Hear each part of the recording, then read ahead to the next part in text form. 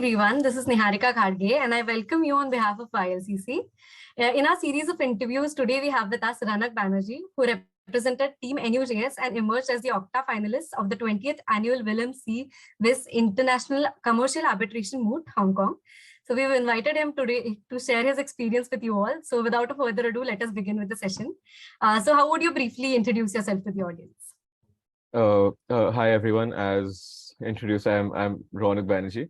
I'm currently a second year at NUJS and I had the privilege to represent my college in person actually in Hong Kong at the busiest International Commercial Arbitration. And Nihareeka's invited me to share some of my thoughts and I'm really looking forward to this session. Right. So since you emerged as the Octa-Finalist out of the 118 teams, how would you like to describe your experience, mostly focusing on the preparation stage of it? Right. So if just solely looking at the preparation stage, it was obviously before we left for Hong Kong and when we were there. So the problem actually ended up coming out in October, as far as I recall. And the moment the problem dropped, like, big shout out to the team. They were extremely diligent. We started preparing instantaneously, I would say, for the first claimant memorandum submission, which was, let's say, late December or mid-December. And then we had a respondent memorandum submission sometime late January. So since October, we were completely focused on memorandums, something which I can elaborate upon later. And that was obviously the intense research, staying up late at night to find a very niche point of law, and then extremely intense formatting of the memos, right? And then post the submission of the respondent memorandum, our approach changed. Then it became extremely speaker-centric, where me and my co-speaker, Vanshika, we started having speaking practices almost at a daily with, let's say, seniors from our college who have done this before, alumni who have done this before, and also other external arbitrators in the field and people from other colleges who have done well at Viz. So online speaking practices day after day.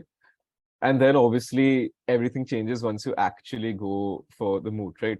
And we also have the privilege to go for the Kuala Lumpur pre-moot. It's organized by the AIAC as like a trial run before all the participants actually go to Viz.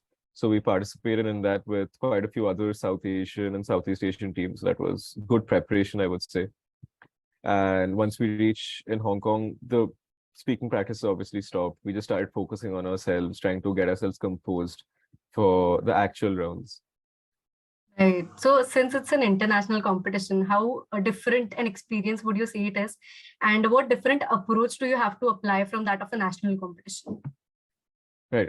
Thank you for the question, Nihareeka. So I think instead of drawing the distinction between an international competition generally and a national competition generally, I think I'd like to draw the distinction between an offline in-person international competition and an offline in-person national competition. Because when everything was online, a national and an international experience, I would say, would basically be the same. It's just you in your room sitting in front of a screen, maybe speaking to a different set of people than you would have. But the moment everything's opening up again and things are in person, the experience differs widely. And I would say that we generally got really lucky that this was in person, because experiencing cultural diversity at the level at which we experienced it is something I generally could have ever imagined. I shall obviously get to how the preparation was different between an international and national one, but I would just like to highlight a bit more about the experience, right? I mean, in an in-person international competition, as Nihareeka has highlighted, had about 118 teams. We ended up meeting people from every single continent on this planet. And that has been a mind-blowing experience, I would say. Like, I genuinely never imagined that I would be shaking hands with someone who's from Brazil or speaking to people in person from Israel. So the very fact that this explosion of cultural diversity and multiplicity of opinions is something which we got to experience, I would say, is the biggest plus of an international in-person competition.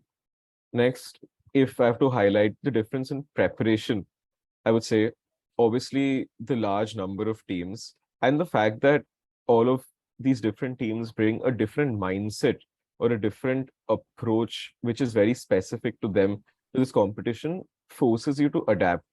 When you prepare for a national competition, it's very homogeneous, I would say. Like, you know that Indian teams prepare in a certain way. Indian teams are going to speak in a certain way. Indian teams are going to present their facts in a certain way. So let's say if you're going for a national moot court competition, the experience and the preparation is homogeneous. But when you're going for the international in-person competition, let's say, for example, European teams would come prepared with the best research. Let's say the Southeast Asian teams would bring a very aggressive style to their speaking, right? The European team style of speaking would be more, let's say, monotonous.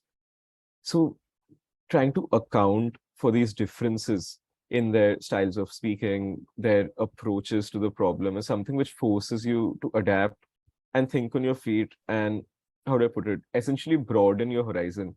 Like, I remember a specific incident. My co-speaker and I, we actually had problems understanding the Singaporean accent at times. And we obviously thought that, we might end up going up against Singaporean teams. And we actually did go up against SMU. So to prepare for that and to get used to how they would be speaking in the rounds, we saw Singaporean TV shows to try and understand their accent. And these little things which you might have to do to try and prepare to the cultural diversity up ahead is something, as I mentioned, forces you to adapt. Right. So what would you like to say about your honorable mention for the best oral advocate ranking? To be very specific, ranking 18th of the 353 oralists. So what would you say about it? I would obviously say that I'm extremely humbled and honored by this mention. And obviously it is something which depends quite a bit on luck. And it is a team award at the end of the day, I would say. I obviously would not have been able to achieve any of it without the support, the constant support of my team. And it was an honor which was also shared by 3 other Indians who were present at Viz East. It is obviously a moment which I cherished and something I think which I'm going to hold close to my heart. Sorry, Nihareeka. So can we say that were you always a good oralist, or did it involve a lot of practice and preparation for it also? I mean, everything involves practice and preparation. There are my biggest takeaway would be that there are no shortcuts. Like, me and my team, we know exactly how much effort we had to put in to, first of all, get to Hong Kong and then take every day as it comes from there. And it was the hours of practice, the hours of staying up late at night, scrambling over our research and our problems is what I feel got our team where we were able to get to. So adding to all this, you also got an honorable mention for your memorandums. So what all would you say are the key points to make to a good memorandum? I think the biggest plus you can have to good memorandum is a fluidity in your teamwork. Because I remember, like, when Indian teams usually work on memorandums, what we do is we, let's say, split issues and say, like, you take issue 1, I take issue 2, our researcher can take issue 3, and then we just compile them. Now, usually what the issue with that happens, and what we saw with the other Indian memorandums, is that the memorandum does not flow. It's not continuous. It does not feel like it's been made by the same team. It feels like it's been made by 3 different people who have just tried to stitch up their parts together. Now, I feel our biggest plus point was that when we worked on the memorandums, we worked as a team. We took each issue, we clarified each other's issues, and worked on every single point as together as we could. And obviously, we had a lot of help and assistance and guidance, I would say, from our seniors who told us that these are the key points which go into making a good memorandum. You should try and address these points of law. These points of law should be addressed in a more clear manner. And I would say the constant guidance and support from them also helped shape our memorandum as it was. And as has already been highlighted, you can't avoid those all-nighter researches just fueled by multiple coffee breaks. I think that, I would say, is the secret to a decent memorandum.